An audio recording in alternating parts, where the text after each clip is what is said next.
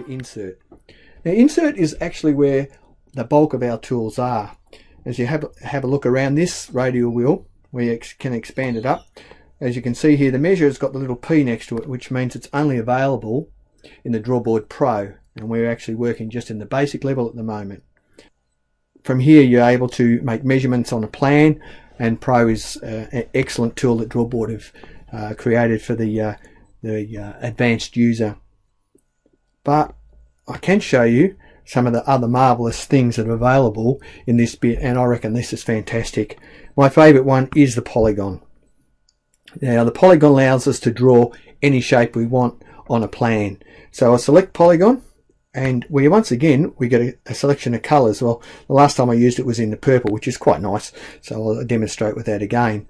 Now what it means is we can put our pen on the plan anywhere, and we have a start point, and we can just draw a line, and everywhere we go to, you just lift off, go on again, back again, and to close it off, all we have to do is go back similar spot to that end circle, and there's our shape. Now from here we get to be able to change the position of this. We can rotate the angle of it, like so. We can shrink it, make it bigger, and we can even highlight on these dots and rechange the shape of what we've drawn. So that's a really great little tool for highlighting an area on a plan. The next part of our radial is the cloud. Now that works fairly similar to many of the applications we see in other programs, where you can highlight an area of the plan. Let's close this down, move it out the way. Perhaps we want to highlight this particular plan. It's part of the old house. That easy. Now I'll give you a little clue with this too. If you're using your keyboard, you push down the shift key on this, you can use it with a pen. It makes a perfect square, and that comes in really handy. I'll show you why that's a great tip in a couple of minutes. We're still in shapes. So next item is arrows. Now what do you need an arrow for? It's just a quick clue. The arrow on this device and this program starts with the tail of the arrow and goes to where you want to point. So if you've got a particular area you want to highlight, so you go like that. You can put the arrow, and you've still got the control boxes around it too. Pretty easy to use. These tools are available for use, and very quickly we can clear our page like that. If we look at the circles, we can see that I'll just show you a couple other things. We have a different opacity too. So if you want to mark something and you want to see what's behind it still, take the opacity down. Then when you draw something, you can still see through it. Whereas if you take the opacity up again, and this is common in all tools that are in Drawboard, as you can see the different brightnesses and darknesses of those circles. Now remember what I said about the shift key. Push the shift key down. When we draw a circle, it becomes almost a perfect circle, and we got this. That's fairly common with Drawboard, and it's a way to get an accurate shape.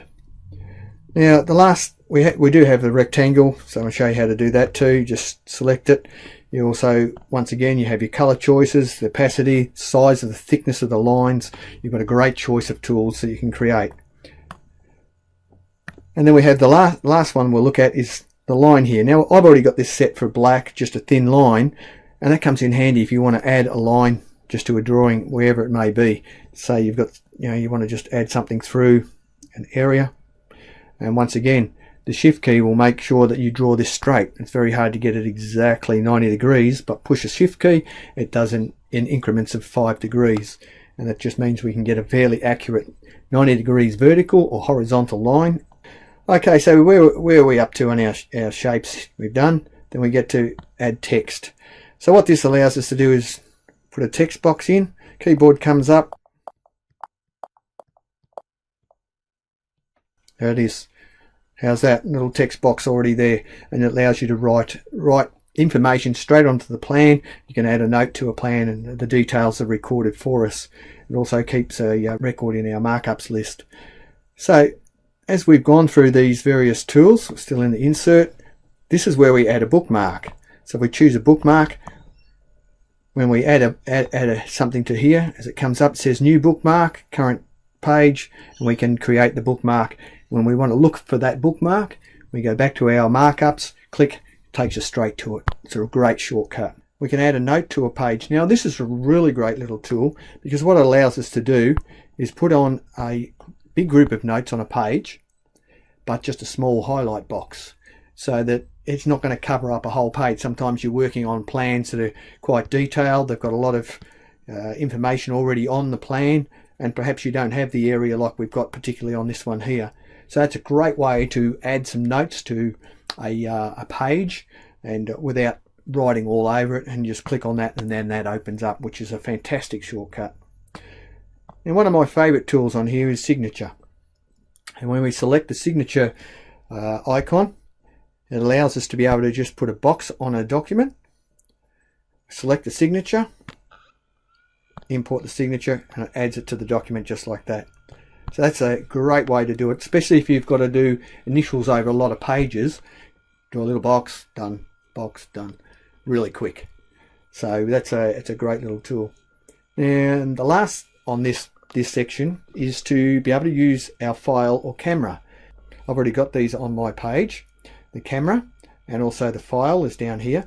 It's a great way to add details to a plan or a document once again.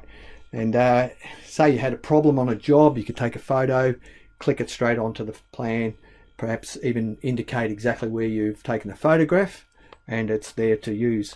And the file gives us a shortcut once again from our work area straight into our files to add, perhaps if you want to combine some documents or you're going to put more pages into a document. It's a great way to be able to access our files quickly. So that's why I've got it on the left hand side. Just something else about these tools. Some people don't like everything's on both sides. Some people do. You can swap it back to the opposite side. So that's easy to do too. So now you can see that I've got a fair group of tools down this right hand side here.